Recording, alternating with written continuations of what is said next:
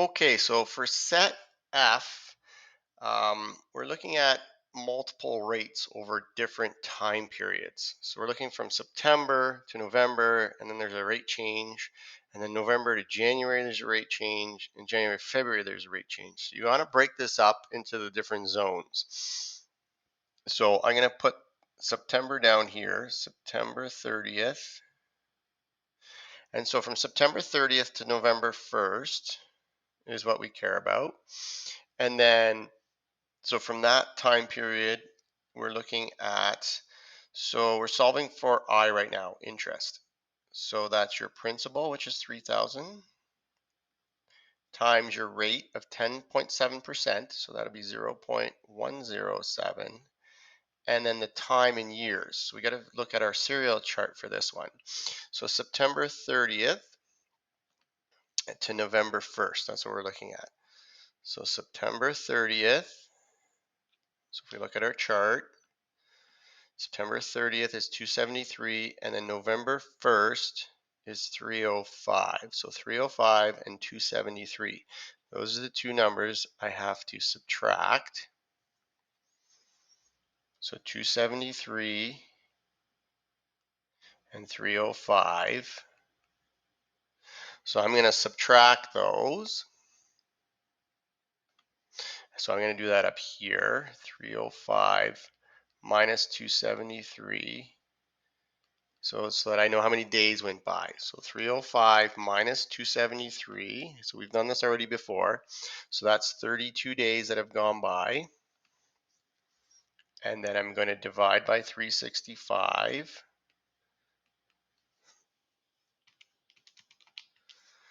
So that I can get the time in years. So that number is 0.0876, and there's more numbers there.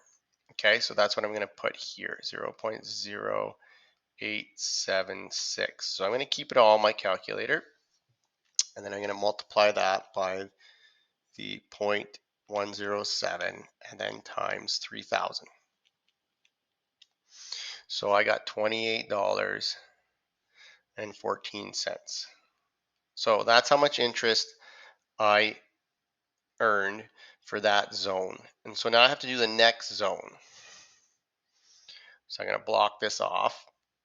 That was for that zone. So now I got to worry about from November 1st until January 1st, basically. Because that's when the changeover happens. So November 1st was 305. That was from before. And then January 1st is 1. So remember though, we have to, it's the next calendar year. So I'm going to go 365 minus the 305 to take care of the calendar year. So that's 60 days.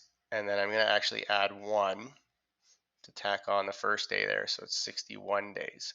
So I'm still using the interest formula again. They're still on the 3,000 because that's what our principal is, but I'm using the new rate of 11.2, so 0.112, and then I'm going to do 61 divided by 365 so that I can put the time in years. So that's 0.1671. And then I'm going to multiply those three numbers together to know the interest I got on those over those days. So $56.15. And so now I got to do the question again for the remainder zone. So I'll do that underneath. So I'm looking from January 1st to February 1st. So January 1st is day 1, and then February, if we look at our chart, is 32. So I'm going to go 32 minus 1, So I'm looking at 31 days, and then I'm going to do 365.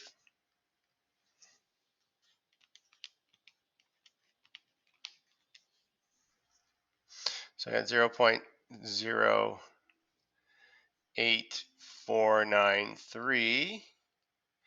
And so I'm still going to do I equals still $3,000 principal. The new rate, which is now 11%, so 0.11.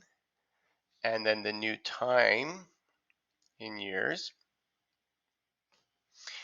And we might be off by a couple of cents from the solution package. And if we are, that's probably just a rounding issue.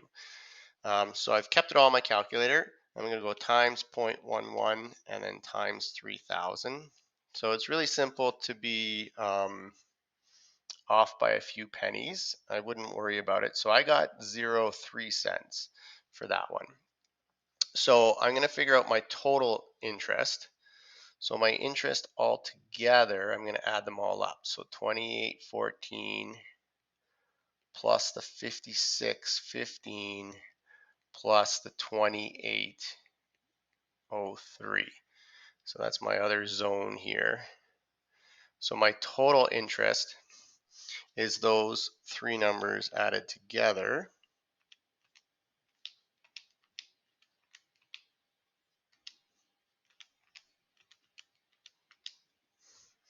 So when I add those three together,